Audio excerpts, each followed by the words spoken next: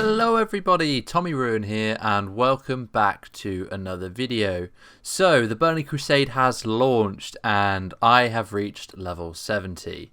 What I'm going to do in this video is just break down the leveling strat that we had planned and that got us to level 70 and the launch in general, and go over what happened, what cool things there were, what things I didn't like, all of that good stuff, just a breakdown of the launch experience in total. So when we were just about to go down, the server was just about to go down and the launch was meant to release. The server was meant to release at 5 p.m. server time, 6 p.m. server time, which is 5 p.m. UK time. So I was getting ready for that time. I had my stream up ready, and then there was an announcement saying that the realm would be, the Burning Crusade content would be released 20 minutes late.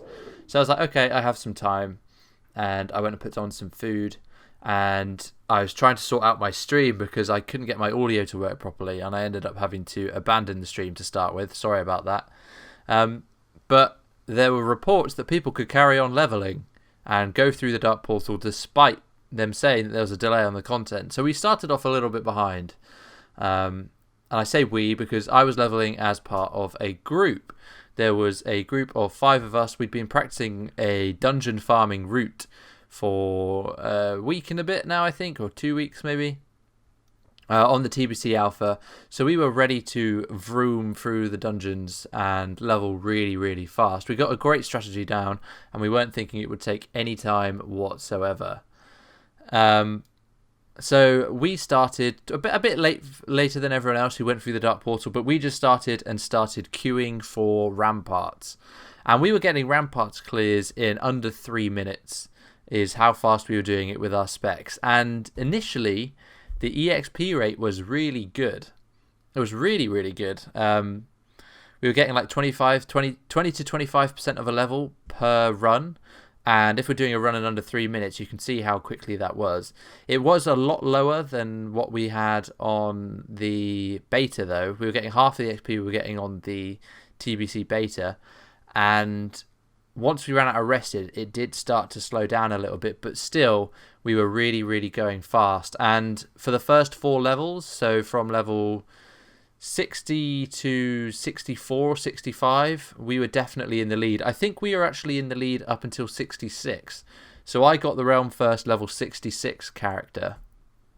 But around level 64, the server went down. And I'm not sure what that was for. I think they were applying some fixes and trying to allow more people into the realms because the realms were completely full. There was a queue to get into Kill Jaden. I'm not sure what the population cap is. It's probably like 500 to 1,000. And the realms were full, basically. So Kill Jaden, which is Old Anderhall, for those who haven't really kept in touch with things. There was a poll before the launch and they changed the names last minute, which is a bit weird.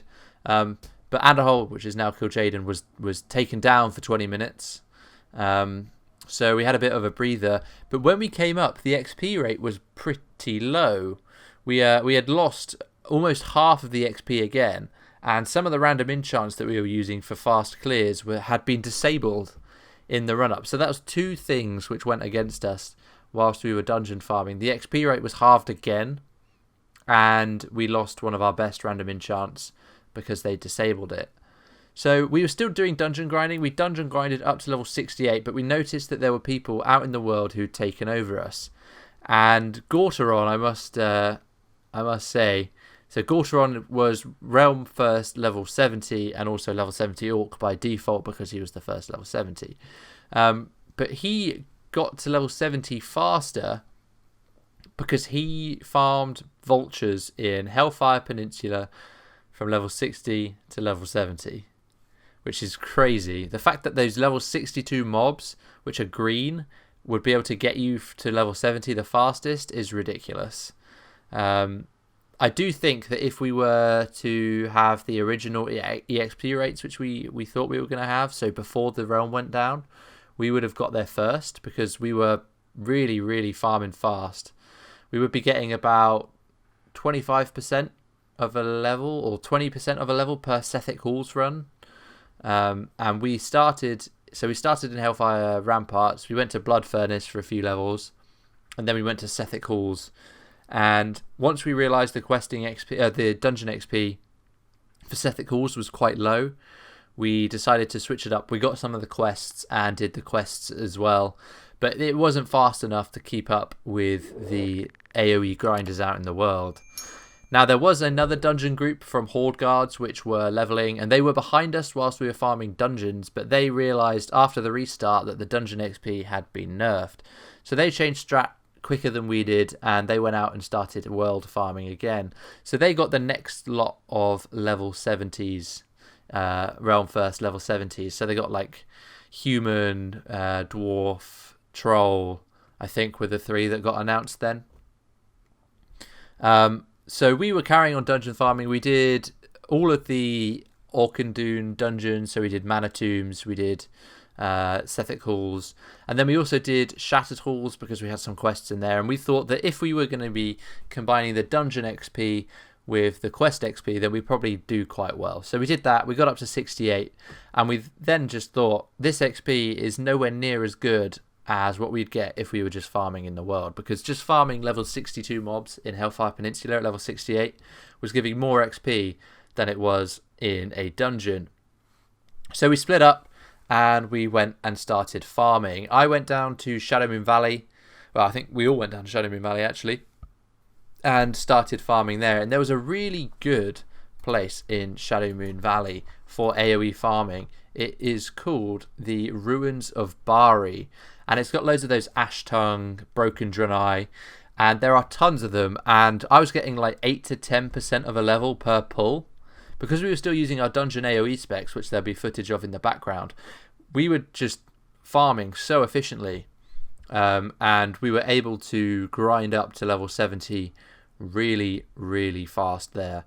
And it is quite gutting because all the prep work we put into dungeon farming was almost thrown out the window because they'd nerfed it like the day it went live. And then again, whilst it was live, when the realm went down, it got nerfed again. And the random enchant got turned off. So we were screwed over quite badly in terms of the dungeon grinding route we had planned. But we didn't adapt quick enough, so we didn't get Realm First level 70. But on the good news, 3 of us did get Realm First level 70 titles because we were races that were different to the other ones. So I got Realm First Night Elf, so I've got the Champion of Elune title. And then Tri got Realm First Gnome, and Chovel got Realm First Undead. So there was some good news for some of us, which was very, very good. So what have I done since then? Well, I don't really know much about TBC at all. So I have just been going around everywhere and exploring the zones, getting the reps unlocked. Luckily, because we did some dungeon farming, we have done a fair bit of our reputation for Honor Hold and for Lower City. So we're like halfway through Honoured for those, which is quite good. We can definitely get that up pretty quick. So now I'm just trying to work out what I need to do next, work out what reputations I need to focus on, get my professions up, and all that good stuff. So what happens with the other realms then? So when it launched, the realms were named Kil'jaeden and Area 52, with Kil'jaeden being Anderhall and Area 52 being Laughing Skull. And from what I could tell, I wasn't really focused on the Discord, I was focused on the leveling grind. But from what I could tell, Area 52 was down for over 2 hours. There was a massive rollback of I think about 2 hours, and then the realm went down for 2 hours. And yeah, they had a lot of disruption. So the EXP rate on Area 52 was massively increased to make up for that. But not only that, whilst it was down, they released another server, Magtheridon, which is a fresh hybrid risk realm. So for those who did want that fresh experience, you can now queue up on Magtheridon and get in there and start all over again with everyone on a clean slate. So that is a really nice thing for them to do. I think a lot of people were asking for that, and I'm sure once the population starts to dwindle, they can merge Area 52 and Magtheridon for the hybrid risk realms. Overall, I'm pretty pleased with how the launch went. Kil'jaeden itself, the server I was on, was extremely stable throughout. We didn't really have any problems, which was really nice. And the fact that they kept us split, so Area 52 and Kill Jaden were split, I think really did benefit both servers. If we were all on one server and everyone was down and no one would have been able to play, that would have been it. That would have been the end. But the fact that we were split, there was still an option to play here if you wanted to, or you could now play on Magtheridon. I think that was really good. And I think it will benefit the population overall because people on Area 52 and people on Kill Jaden just are polar opposites, and there's a lot of friction there. But those are my initial thoughts. I'm probably going to be streaming a lot more over this weekend, so please do check out those streams if you have the time. Make sure to like and subscribe if you haven't already, and I will see you all very soon.